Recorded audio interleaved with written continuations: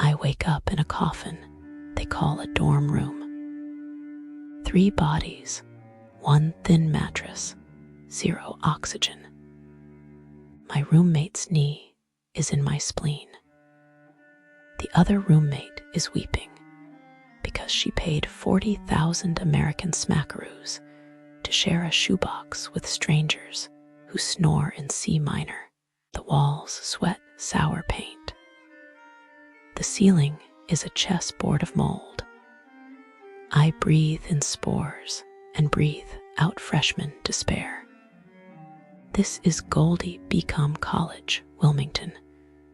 This is where dreams go to catch a common cold and die. I try to roll over. I cannot. The square footage is mathematically hostile. The bunk bed is a medieval torture device wearing a cheap wood veneer. Every time the girl above me turns, the screw squeals like a tortured mouse. The mouse is me. I am the mouse. I pay for this. My parents pay for this.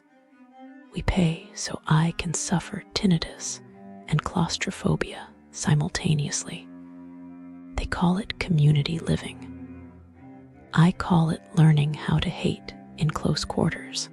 Morning, I need a shower. The communal bathroom is a crime scene minus the caution tape. The floor is sticky with strangers' hair conditioner and shattered expectations. The drain is choked with noodles that are not noodles. The smell is a cocktail of mildew, urine, and that particular despair that only comes from 18-year-olds who realize they have made a cosmic error. I stand under the water. The water pressure is so gentle, it is a suggestion. The temperature toggles between Arctic and Helmuth. I am an instant coffee crystal trying to dissolve in polar melt. While I stand there, a girl vomits in the corner. Nobody blinks. Vomiting is the new normal. We are all seasick on dry land. I wrap myself in a towel that used to be white. It is now the color of old guacamole. I walk back to the coffin. The hallway carpet squelches. I do not investigate further because I am a coward and I wish to survive until lunch, though lunch is also a battlefield. Breakfast. The cafeteria smells like scorched plastic and wounded vegetables. The eggs are a lie. They are yellow flakes, rehydrated with lukewarm tap water. I bite, and they squeak against my teeth like rubber aristocracy. The bacon is a ghost. It H-A-S, Chinese letter, Chinese letter, Chinese letter, Chinese letter, but no soul. The coffee is black sadness with oil slicks that shimmer like the tears of a liberal arts major. I sit at a table that wobbles with the weight of debt. The fork is bent as if someone rage quit eating. I try to cut the pancake. The pancake has the tensile strength of a seatbelt. I chew. I cry. The salt is mixed with pepper, and the pepper is mixed with defeat. This is how they fuel us for higher learning.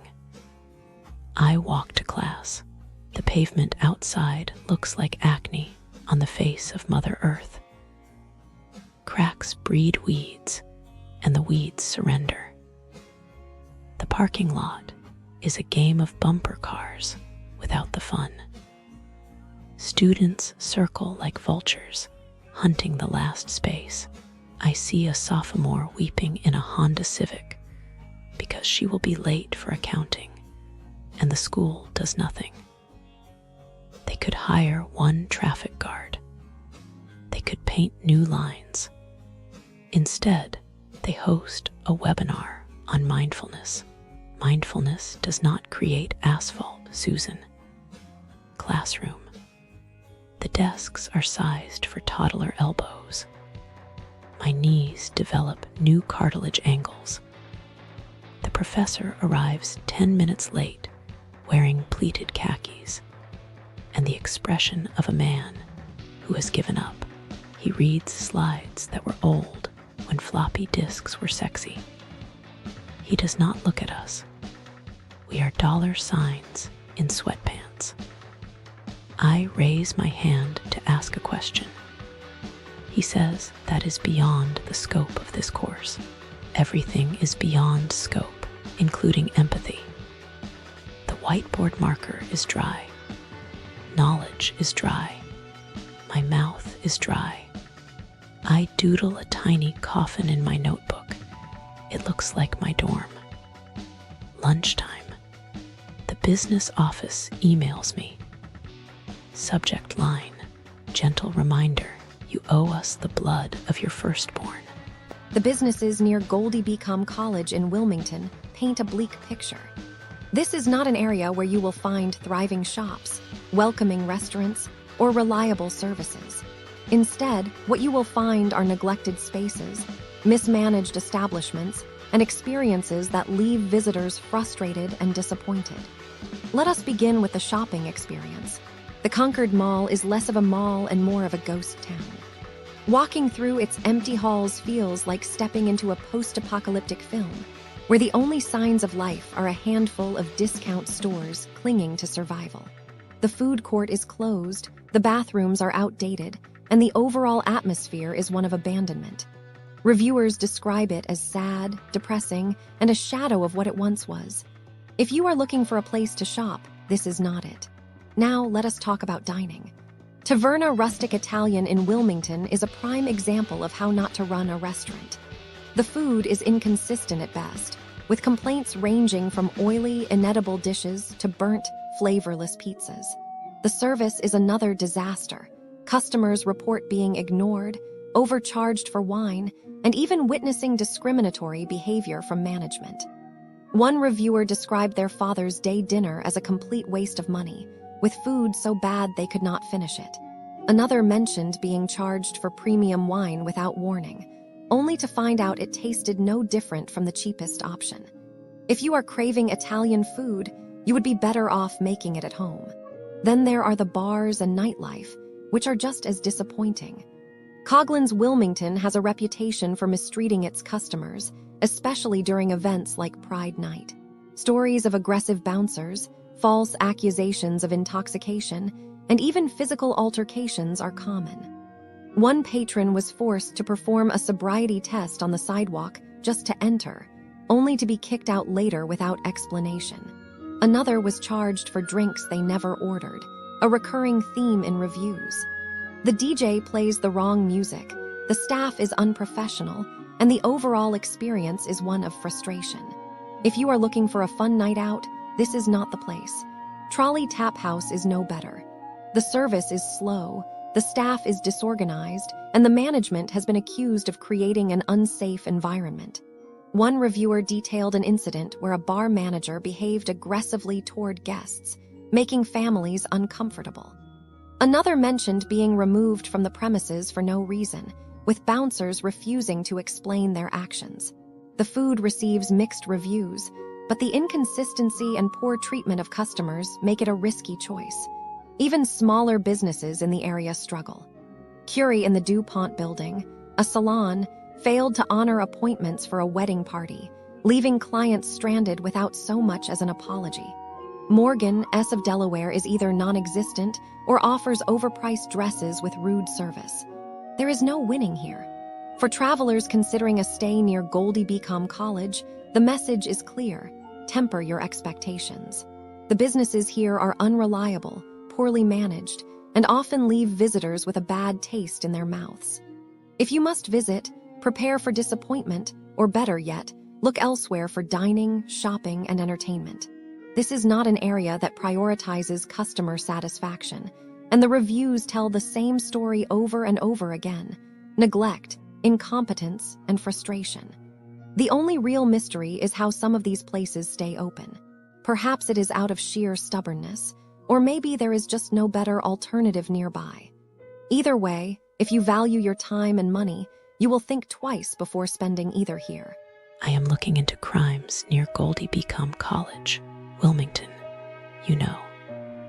because I want to warn people about the scams that are going on in that area. Businesses near Goldey Beacom College, Wilmington are like, they will pretend to be really helpful, but actually, they are just trying to trick you. Like, there was this one store that claimed to be a discount electronics store, but in reality, they were selling fake products.